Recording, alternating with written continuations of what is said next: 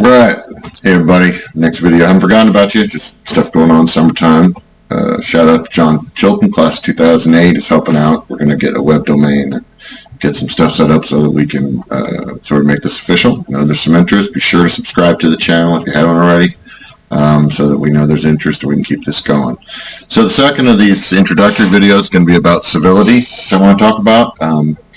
How to be civil to one another. If you have me in class, you know it can get pretty rough and tumble, but the difference between talking about ideas and talking about people. So you have to have the confidence in your ability, and that's what I always try to instill in you. What you want to have is the confidence in your ability to pursue the truth and to talk about difficult questions. If you don't have that, then our tendency is to resort to sort of turtling up and getting defensive about things or whatnot. So we reserve the right to talk about ideas being stupid. The example I use in class all the time is, train jumping is a stupid idea. High risk, low reward. Now you can have a stupid idea without being a stupid person. Lord knows I've had a lot of stupid ideas. I told you guys many times I'm really glad the internet wasn't around when I was younger. So if an idea is wrong, and to be able to demonstrate why it's wrong, that's different, right? So we're not going to attack each other. If I see that in chat or comments, everybody's doing that. And the reason they're doing that is because they don't have the skills that we're trying to cultivate in here, right? They don't have the ability to look objectively at the things and try to talk about them and to remove the plank from their own eye, so to speak. When we get in discussions and debates, it's constantly, I feel like people are trying to win. And like when I get into a discussion or debate with people, I'm never trying to win, because if I'm trying to get at the truth, and if you prove me wrong, then I consider that a win, right? Because now I'm closer to the truth than I was before. So it's not personal. I never take it personally. And when people make it personal, that says, well, see, that's a logical fallacy, right? When people attack, and I'll do a video on some key logical fallacies, maybe with some examples. We could just talk about that maybe for a while.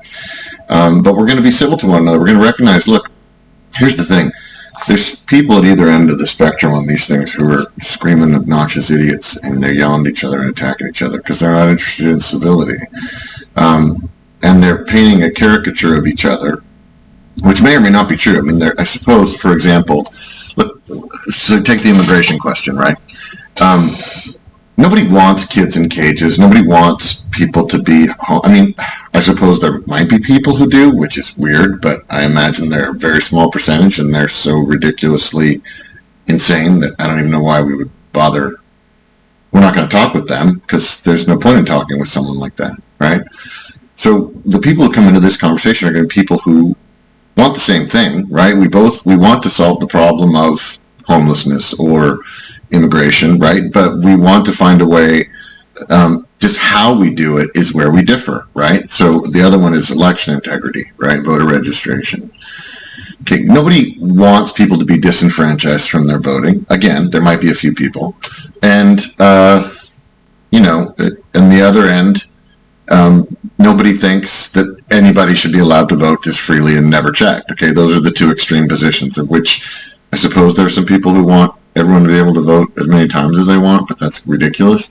So again, why even talk about it? The reality is we want to balance security of elections with accessibility of elections, right? So we all want the same thing. It's just a matter of finding that middle ground.